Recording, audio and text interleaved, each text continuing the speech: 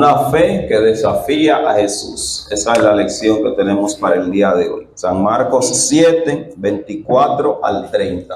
Levantándose de allí, se fue a la región de Tiro y de Sidón. Y entrando en una casa, no quiso que nadie lo supiese, pero no pudo esconderse, porque una mujer cuya hija tenía un espíritu inmundo, luego que oyó de él, vino y se postró a sus pies. La mujer era griega y sirofenicia de nación, y le rogaba que echase fuera de su hija al demonio. Pero Jesús le dijo: deja primero que se sacien los hijos, porque no está bien tomar el pan de los hijos y echarlo a los perrillos. Respondió ella y le dijo: sí, Señor, pero aún los perrillos debajo de la mesa comen de las migajas de los hijos. Entonces le dijo: por esta palabra, ve, el demonio ha salido de tu hija. Y cuando llegó ella a su casa, halló que el demonio había salido y la hija acostada en la cama. Amén. Pueden sentarse. Señor, gracias por tu palabra que hemos leído. Te pedimos, oh Dios, que tú en esta mañana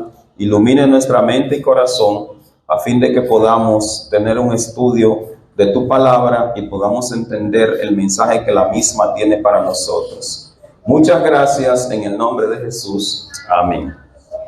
Hay que tomar en cuenta varios aspectos aquí. Primero, el texto pertenece, como les dije, a dos textos que están relacionados ambos con el tema de espíritu inmundo, que es un asunto muy común en el Evangelio de Marcos. Marcos, si ustedes se fijan, tiene varias narraciones acerca de espíritus inmundos. Y Marcos también tiene la particularidad de que es como muy dramático, narrando los sucesos. Ustedes se fijan que él no solamente cuenta lo que sucedió, sino que trata incluso de traer la manera en que respondieron, como características propias del episodio. Y eso hace de Marcos entonces un evangelio sumamente dramático. Ahora, en el texto se dan dos asuntos que uno tiene a los que hay que prestar atención. Primero, el asunto de personas discutiendo, oponiéndose a lo que podría considerarse el designio o la voluntad de Dios. En el Antiguo Testamento ya tenemos eso. Por ejemplo, en el Antiguo Testamento tenemos el caso de Moisés, que Moisés es enviado por Dios, es llamado por Dios para ir a sacar al pueblo, ¿recuerdan eso? Pero Moisés no está de acuerdo y se pone como a discutir para como hacer otra cosa. Él dice que no puede por distintas razones. Entre ellas, él dice que tiene problema de tartamudez. Ese es un caso que se conoce en el Antiguo Testamento. También está con el caso del mismo profeta que dice que el Señor lo llamó y que él dijo no, porque soy pequeño, y el Señor le dice no diga que tú eres pequeño, porque donde yo te mande, tú vas a ir. Eso es una cosa importante que hay en el texto, que lo vamos a ver en el caso de la mujer, que aparentemente la vemos que discute y se muestra opuesta a lo que Dios está diciendo en Cristo. Eso es un detalle. El otro detalle que hay también en el texto es la procedencia de la mujer, que se trata de una persona que es de fuera de las fronteras, o sea, tiene otra nacionalidad. Sobre todo, esta gente que dice en el texto que son sirofenicios, tienen una particularidad en el texto bíblico porque de alguna manera en el Antiguo Testamento le encontramos como si fueran enemigos de Israel. Y entonces por eso también tiene una particularidad muy especial en el desarrollo del texto.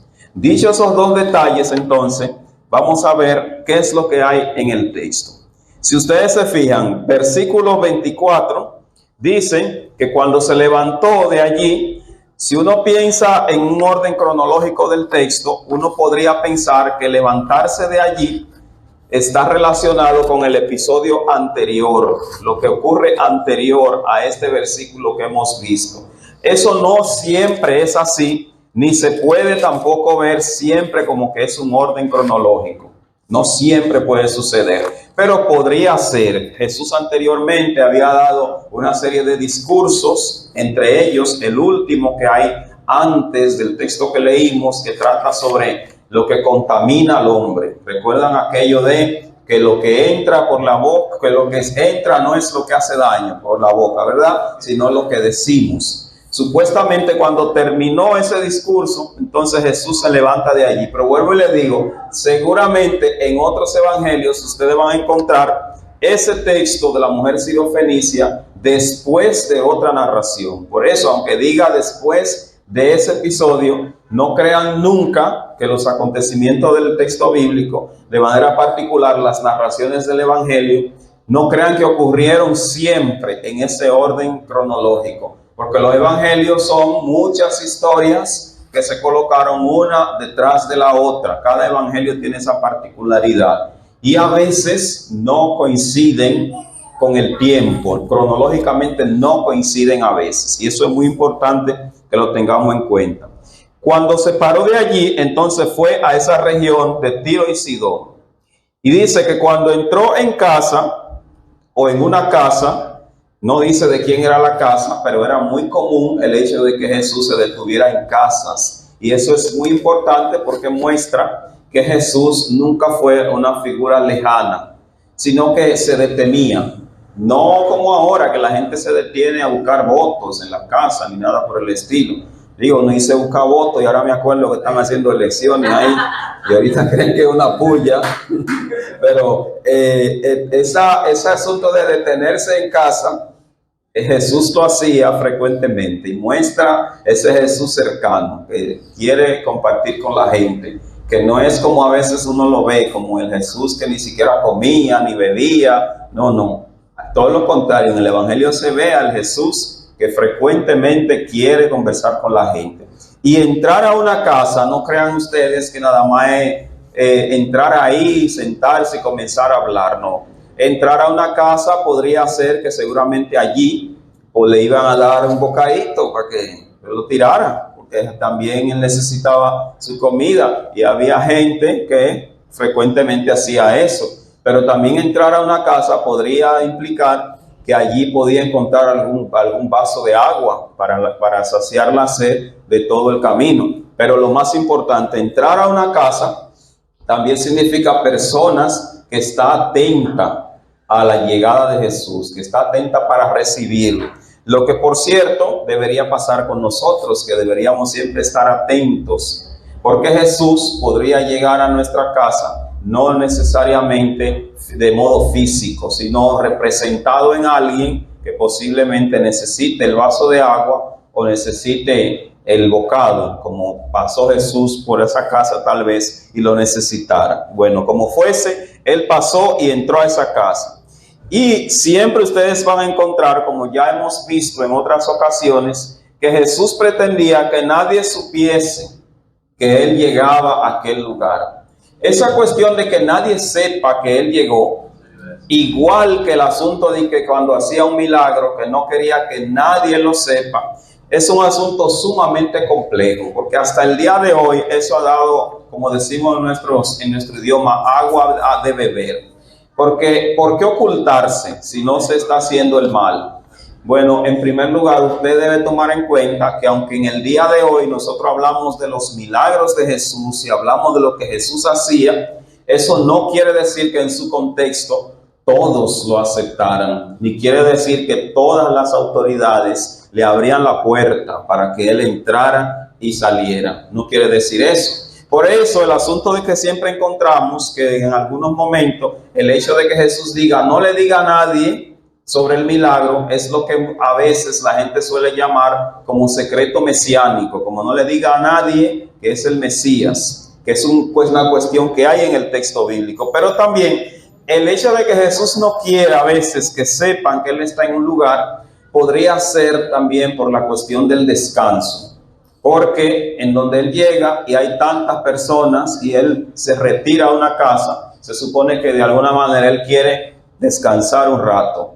Y siempre vamos a ver eso. Usted recuerda que en varias ocasiones Jesús llega a lugares y parece que quiere descansar y no quiere que nadie sepa que él está ahí. Y la gente como quiera se da cuenta y le busca, hermano. Sí, me recuerda la historia de Zaqueo, que pienso que contento se sentiría Zaqueo cuando Jesús le dijo, desciende que hoy voy a posar en tu casa. Qué contento, qué maravilla de eso cuando una persona importante, si uno quiere tener un contacto con ella, le dice, voy para su casa. Sí, que eso, Maravilloso. sí, eso sigue reflejando lo que habíamos dicho, la manera en que Jesús quiere estar cerca de la gente. Y claro, el hecho de que Jesús quiera ir a la casa de alguien debe producir alegría. Y sobre todo, como en el ejemplo que usted refiere, si Zaqueo en verdad quería ver a Jesús, y Jesús no solamente le ve y le conversa, sino que también dice que va a ir a su casa, bueno, eso es una alegría ya completamente. Entonces, seguimos. Entonces, al llegar allí no quiere que nadie lo sepa, y dice el texto, pero no pudo esconderse. Bueno, las cosas, si usted no quiere que suceda, que lo sepan, el mejor camino para que algo se sepa, no es de que no decírselo a nadie, ¿no? Y no de que esconderlo, ¿no? El mejor camino para que algo no se sepa, ¿qué es? No hacerlo. Que no suceda, ¿verdad? No hacerlo. Porque mire, por más, hasta la cosa más secreta que pasa, algún día se sabe. Eso es así, algún día todo el mundo lo sabe. Por eso, lo que no quiero que se sepa, mejor que no se produzca. Y así... No, todo. Mire, usted no se da cuenta, señores, que hoy cosas que se supone que eran ultra secretas. Y tú dices, ¿quién reveló eso? ¿Quién dijo eso, verdad? Bueno, a veces el que menos tú piensas que está encerrado en el cuarto con todos, ese tiene un amigo, ¿verdad? Al que le dice, mira, pasó esto, pero mira, muérete con ese secreto. Pero sucede que él tiene otro amigo y entonces a ese amigo él le va a decir lo mismo. Mira, muérete con ese secreto, porque todo el mundo tiene un amigo, que tiene un amigo, que tiene un amigo, que tiene un amigo. Y así las cosas van caminando. Entonces Jesús no quería que nadie sepa. Pero eso no es tan malo, porque Él lo que quiere es que nadie sepa de su presencia para Él descansar.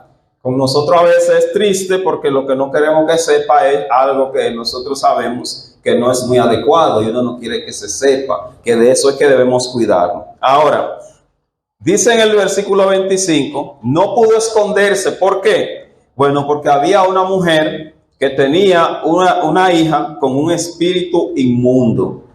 Y luego que oyó de él, vino y se postró a sus pies. Hay tres aspectos aquí. Primero, una mujer.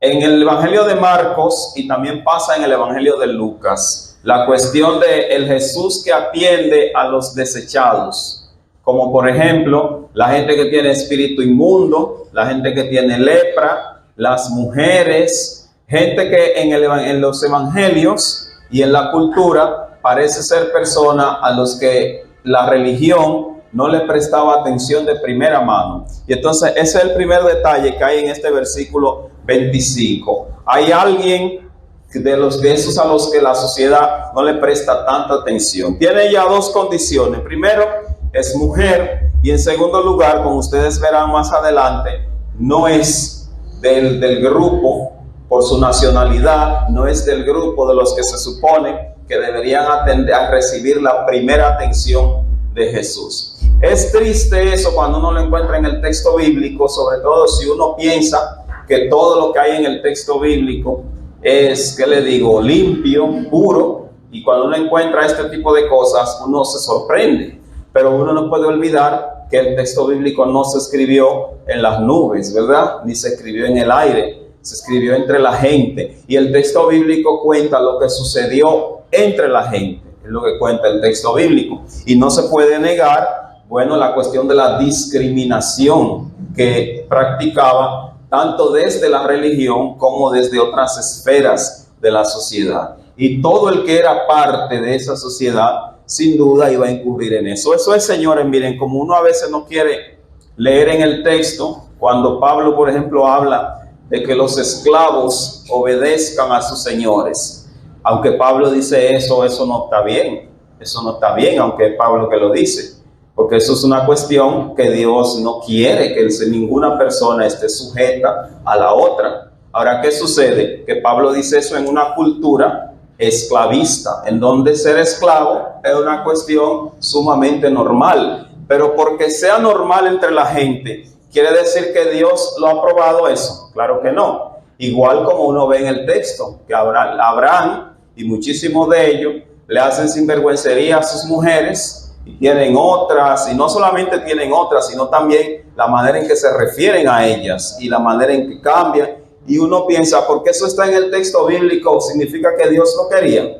No, eso es parte de la cultura en la que se escribió el texto. Igual, la discriminación a esta mujer que hay en el texto, ¿quiere decir que es la voluntad de Dios? No, claro que no. Eso es parte de la cultura en donde las cuestiones estaban establecidas de tal suerte que solamente pensaban ellos que los judíos eran los que podían tener acceso a lo que había sido la voluntad de Dios. Y entonces, lo más triste que uno encuentra en el texto es, como ustedes verán más adelante, que es al mismo Jesús que escuchamos pronunciar estas palabras. Y uno dice, ¿cómo es que Dios discrimina? ¿Cómo es que Dios, bueno, tristemente, y aunque uno no quiera, es así, está en boca de Jesús esa palabra? Y ustedes se van a dar cuenta que no está bien, porque el mismo Jesús, más tarde, cuando la mujer riposta, ¿qué hace él? Él cambia de opinión y con eso se muestra que muda su mente, porque en ningún lugar, en ningún sentido, por ninguna manera, ni desde ninguna fuente, la discriminación a los demás es correcta delante de Dios. Entonces, dicho eso, vemos que la mujer tiene esta primera condición que la hace no favorable para recibir lo que ella está solicitando. Primero, extranjera. Y segundo, mujer. Ella tiene una hija que tiene un espíritu inmundo. Espíritu inmundo, ustedes saben que es lo que nosotros le decimos demonios. Y como ya les dije, que ustedes van a encontrar en Marcos con mucha frecuencia ese tipo de narraciones. Ella viene y además de que llora, se postra a los pies. Miren, hay dos textos bíblicos impresionantes en donde hay extranjeros que dan ejemplo. Uno es este, porque ella viene donde el maestro, llora con su necesidad y se postra a los pies de Jesús. Uno se pregunta a veces, ¿no demostrará eso que a veces los de fuera están mejor enfocados que los de dentro? ¿No pasará eso a veces que los de fuera, posiblemente aunque vayan por caminos equivocados, están mejor enfocados que los de dentro? Porque fuera es posible que haya mucha gente que está sinceramente equivocada. ¿Usted sabe lo que es la gente sinceramente equivocada? Que va por una senda porque sinceramente cree que esa es la correcta. Y seguro no tiene que ver con lo que hacen los líderes por allá arriba ni nada por el estilo, pero camina por esa senda sinceramente equivocada. Pero dentro, que están los que nosotros se supone que creemos que están por la senda correcta, hay gente que no está sinceramente equivocada, ¿no? Sino que está vagamundamente enfocada. Hay mucha gente así, sinceramente, aunque uno le parezca doloroso. Y eso, mire, a veces uno lo ve y uno quizá, a veces uno hasta pregunta, ¿cuál es la puerta más grande para yo dejar esto y irme? Porque cuando uno ve vagamundería, uno dice, concho, pero cualquiera va por ahí, y así uno hace su vida y no tiene que llevar esa cruz.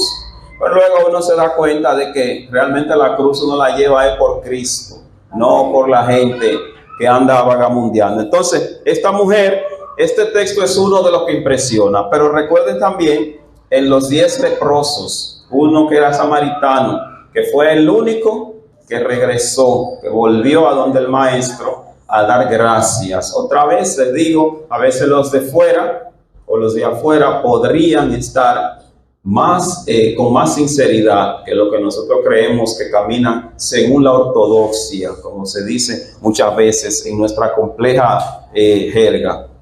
Bueno, entonces ella viene y se postra a los pies de Jesús.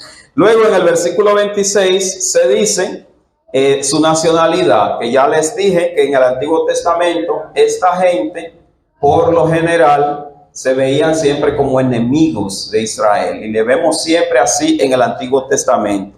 Y ella le rogaba una sola cosa. Ella no le está pidiendo a Jesús que reconozca su nacionalidad, ni que le dé nada, ni está pidiéndole a Jesús que le conceda un puesto dentro de ellos, ni le está pidiendo ninguna otra cosa. Le está pidiendo sencillamente, ¿qué cosa le pide a Jesús? Que le ayudara, ¿verdad?, para que se echara fuera de su hija el demonio. Señores, y es una cosa que nosotros tenemos que aprender ante la necesidad de la gente. Si es necesidad real, hay cosas que uno podría después conversarlas, pero por el momento, ¿qué es lo que hay que hacer? ¿Qué es lo primero que Jesús hace, que Jesús debería hacer y que nosotros deberíamos hacer frente a esa situación? No mirar de dónde es, ni mirar su credo, ni mirar nada por el estilo. Todo eso son cosas que después entonces se van a atender definitivamente, y es un asunto al que se debe caminar. Pero escuchen la respuesta de Jesús. Como ya les dije, una respuesta muy de la cultura y de la época. Deja primero que se sacien los hijos, o sea, los hijos, los que son de nuestra nacionalidad, a los que supuestamente le llegó el don de Dios, para los que supuestamente se diseñó el plan de Dios. Déjalo así, que sean ellos primero. Ahora oigan esto, porque no está bien tomar el pan de los hijos y echarlo a los perrillos.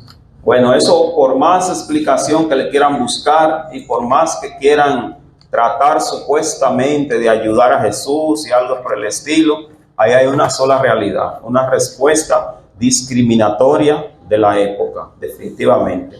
Y por más que uno quiera, y esa es la cosa, miren, que hace la interpretación del texto bíblico, ¿cómo se dice? Justa. Cuando uno en el texto bíblico puede ver aquellas cosas que son realmente para crecimiento, y cuando hay aquellas cosas que nos retan a pensar la fe y que nos retan a practicar la fe con el ojo bien abierto. Y Jesús entonces lo que tiene para ella es una respuesta como la que se habían dado en la época, que no hay forma de evadir eso y no hay manera. Yo recuerdo, yo estuve en una iglesia 10 años y desde el día 1 que yo llegué a esa iglesia, una hermana me preguntó eso. Desde el día 1 me preguntó por qué eso, porque no le entraba en la cabeza. Y yo duré 10 años y desde el día 1 hasta el día último del año 10º que yo duré ahí, me lo estuvo preguntando. Siempre me preguntaba lo mismo, ¿por qué esa discriminación? Y la hermana murió, y yo estoy segurito que a veces, cuando yo me asusto de noche, debe ser a lo mejor que ella me quiere seguir preguntando sobre eso.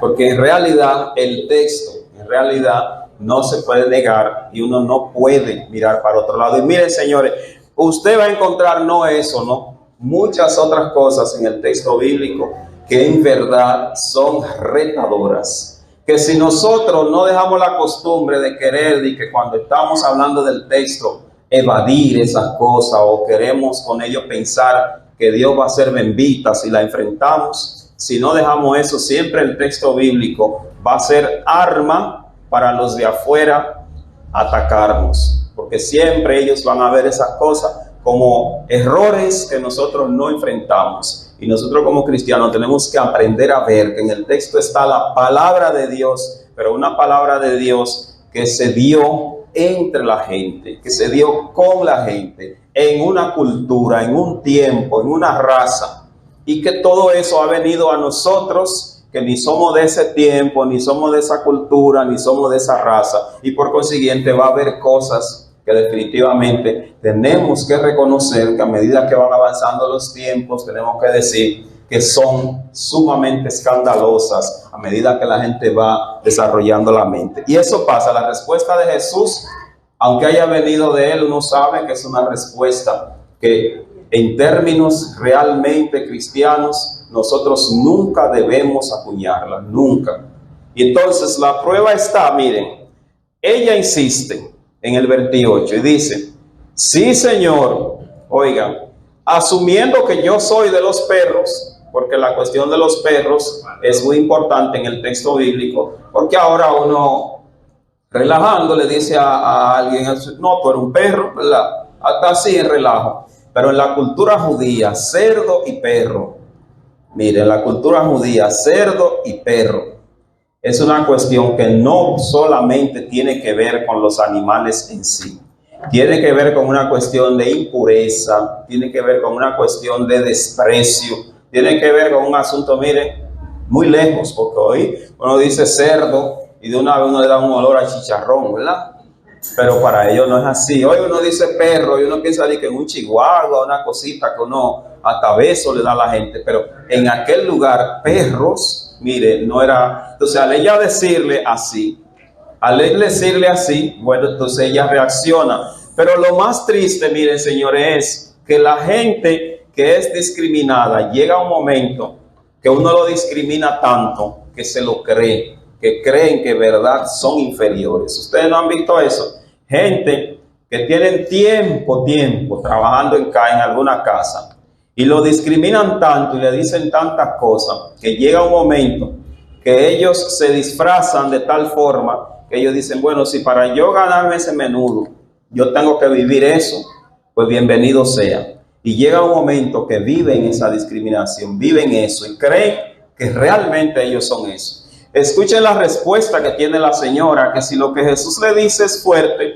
su respuesta todavía es mucho más, porque de algún modo acepta lo que ella es. Y entonces a veces los cristianos usamos eso para decir, bueno, lo que pasa es que eso es lo que somos delante de Dios, perros.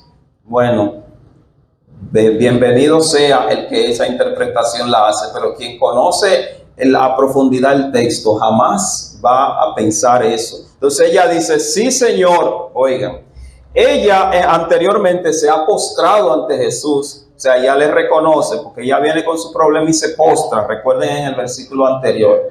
Ahora dice el texto que ella le llama Señor, sí, Señor, o sea, no se niega lo que tú estás diciendo, porque así está el sistema. En ese lugar nos ha colocado la sociedad. En ese lugar el sistema nos ha puesto. De esa manera nacimos y crecimos y de esa manera vamos a morir. Eso es verdad. Triste eso, escucharlo, ¿verdad? Pero hasta los perrillos debajo de la mesa comen de las migajas de los hijos. O sea, incluso si yo tengo que asumir esa posición, con todo, algo se puede hacer.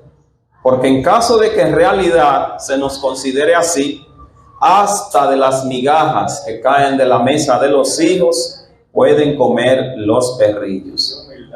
Bueno, miren, la gente que se conforma con el texto así, ¿cómo le digo a eso? A agua y sal, podría dejar eso así.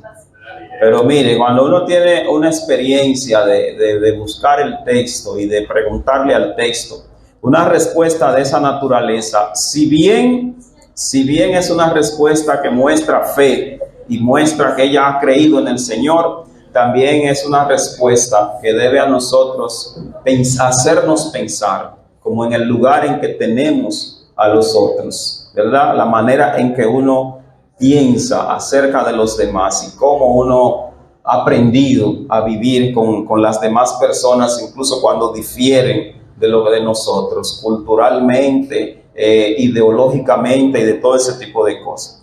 Hasta los hijos, dice ella, comen, o sea, hasta los perros comen de las migajas. O sea, Señor, aunque sea migajas. En realidad, señores, recibir del Señor, aunque sea migajas, ya es una bendición. Uno se alegra de eso. Recibir del Señor, aunque sea migajas, es así. Pero yo pienso que la voluntad de Dios no es que nosotros siempre estemos atentos a migajas. No creo que esa sea la voluntad de Dios. Si fuera así, entonces no viene Cristo a la tierra, no viene Cristo, Dios. El Dios no se encarna en Cristo para venir a nosotros. Entonces el venir significa que si en algún momento se pensó que con migajas bastaba, a partir de ese momento posiblemente habría que dejar de pensar de esa manera. Entonces, por eso ella dice de esa manera. Ahora, oigan la respuesta de Jesús.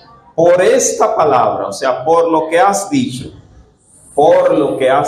oigan bien, por eso que has dicho. Uno a veces dice, ve en este texto, esta palabra en singular, pero realmente no se refiere ahí a una palabra. Eso es como, por ejemplo, las 7 palabras, que uno cree que, por ejemplo, Padre, perdónalo, porque no sabe lo que hace. Uno sabe que si usted mira la estructura gramatical, eso es más que una palabra, porque mire, ya Padre es una sola, perdónale a otro, ¿verdad? ¿Entiende la cuestión? Entonces, así mismo pasa aquí, por esta palabra. Uno dice, ¿cuál palabra? Si hay muchas. No, el texto, la cuestión sería, por este predicamento, por este pensamiento. Lo que se traduce aquí por palabra es como verbum, como lo mismo como la expresión verbum, que significa por esta idea, por este predicamento, por ese pensamiento que tú has tenido, o sea, por la manera en que has respondido. Oigan, ve, el demonio ha salido de tu hija. Muchas cosas muestra esta reacción, este cambio de actitud de Jesús, pero uno podría quedarse con el hecho de cómo la fe mueve el corazón de Dios. Sin duda, la fe mueve el corazón de Dios. ¿Va a decir algo? Sí, referente a eso mismo de ella, sino cómo le llegó esas palabras tan... ¿Cómo le llegó esas palabras? Sí, y uno piensa a veces que Dios es como lejano de nosotros, que no. Acuérdese los ejemplos con los que comenzamos en el Antiguo Testamento, que vemos como cuando Dios le dijo a Moisés, ve, lo primero que él hizo fue discutir. Pero acuérdese, por ejemplo, aquello de, si hay 10 en la ciudad, ¿verdad? ¿Tú podrías perdonarlo? ¿Recuerdan esa cuestión, verdad? Cuando se iba a destruir la ciudad. Si hay 10 por lo menos, y luego y así fue el número bajando, hasta que definitivamente no hubo de otra. Pero lo importante ahí es ver cómo personas, y eso muestra que es muy distinto a como nosotros a veces creemos, que Dios es tan lejano, tan lejano. A veces a alguien se le muere un ser querido, y yo voy a la casa y veo que han llegado otros hermanos primero que yo, y siempre en ese primer momento cuando la gente empieza a decir, ay, ¿por qué, Señor? ¿Por qué? ¿Por qué? A veces yo oigo que la gente lo primero que le dice, cállate, a Dios no se le pregunta eso, no sé yo qué. Y yo digo, ay, Señor, ¿cuándo aprenderemos? ¿Cuándo aprenderemos? Porque yo no quiero decir que hay 100, que hay que discutir, pero miren, señores, Dios no hace bendita porque uno se acerque a Él y le diga, Señor, ¿qué pasa? Explícame, Señor. Que Él va a responder o no, bueno, eso está en su soberanía. Que Él me va a decir lo que yo quiero o no, bueno, eso está en su soberanía. Pero el hecho de que yo pueda hablar con Dios y preguntar y responder y hasta mostrar mi desacuerdo, no, pero si Dios por eso fuera a hacer rabieta, entonces no es Dios, es cualquier cosa, porque eso no mueve el trono de Dios, ni hace que Dios se degrade. No. Sacar del corazón, hablarle con sinceridad. Claro, eso no va a ser toda la vida, porque va a pasar un momento cuando usted poco a poco va a ir entendiendo, va a ir reconociendo y terminará siendo, mire como dice el salmista dice, un día me senté a ver cómo el impío progresa y yo me echo a perder. Y yo veo que ellos se levantan, no tienen preocupación, y yo me levanto con un lado ardiendo por los problemas, y ellos caminan y no tienen miedo a nada, y yo vivo con una situación, y él no se enferma, y yo vivo con esto, con aquello. Y entonces yo le dije a Dios, Señor, pero ¿y cómo el relajo? Para decirlo en términos nuestros, Señor, ¿y cómo es la cosa? Y entonces él dice, por poco yo resbalo, porque en tanto preguntar, llegué a cuestionar su voluntad. Entonces luego él dice, pero llegó un momento en que yo me di cuenta y dije que así como rápido crece su verdor, así rápido se desvanece y se convierte en nada. Y entonces me di cuenta, pero primero vino un periodo de ¿qué? De preguntar, de cuestionar, de hablar. Y a veces la expresión cuestionar en una cultura como la nuestra, que creció y casi todo se desarrolló bajo tiranía, y también nos heredaron precisamente un evangelio colonial, colonizado, enlatado, en donde nadie puede preguntar nada, a veces la idea de cuestionar frente al texto bíblico, frente a Dios, se va a ver como escandalosa, definitivamente. Pero en el mismo texto bíblico tenemos esa realidad. Y entonces lo importante de eso es que por más que preguntemos, llegará un momento en donde reconoceremos que se ha de hacer la soberana voluntad de Dios. Ahora, Jesús entonces le dice, por esta palabra, o sea, por la manera en que has respondido, ve, el demonio ha salido de tu hija. Y cuando llegó a su casa, encontró que el demonio había salido y su hija estaba acostada en la cama. La historia entonces termina con un buen mensaje para nosotros. Un mensaje que uno podría resumir en unos puntos muy sencillos. Primero, el Jesús que entra a la casa, que vimos al principio. Jesús entra a las casas. Nos recuerda el Dios cercano en Cristo, que no está lejos ni es inalcanzable. Que entra a las casas, participa de la comida de la gente, participa de la bebida de la gente.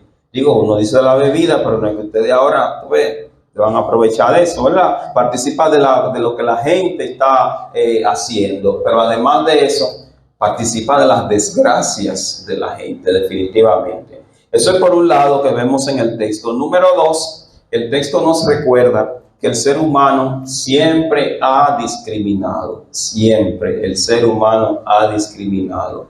Todas las culturas han tenido ese problema.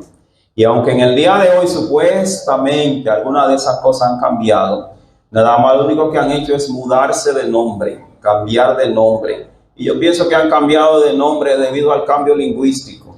Porque hay muchas cosas que en el día de hoy tienen otro nombre que siguen siendo discriminación.